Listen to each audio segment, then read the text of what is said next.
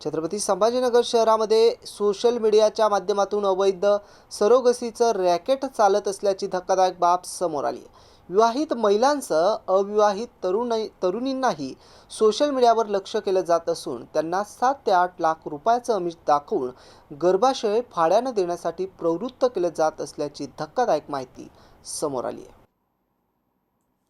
या महिलांना बेंगळुरू, कोलकाता, हैदराबाद, दिल्ली, मुंबई आणि गुजरात सारख्या ठिकाणी बोलावले जाते। आरोग्य तपासणीनंतर सरोगसीची प्रक्रिया करण्यात येते। त्यानंतर संबंधित महिलांना ठराविक ठिकाणीच राहण्यास भाग पाडले जाते असा आरोप करण्यात येतोय।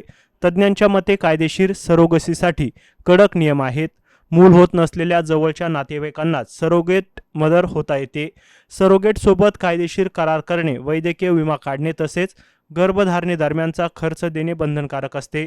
सरोगसी हा पैसे कमावण्याचा व्यवसाय नसून त्याचा गैरवापर करणाऱ्यांविरोधात कायद्यानुसार कारवाईची तरतूद आहे। दरम्यान अवैध पद्धतीत सोशल मीडियावरून महिलांशी संपर्क साधला जातो। त्यांची वैयक्तिक माहिती, फोटो आणि वैद्यकीय तपशील मागवले जातात। त्यानंतर विविध शहरात नेऊन आरोग्य तपासणी केली जाते। पुढील प्रक्रिया राबवली जाते। तज्ज्ञांनी नागरिकांना अशा आमिषांना बळी न पडण्याचे आवाहन केले आहे।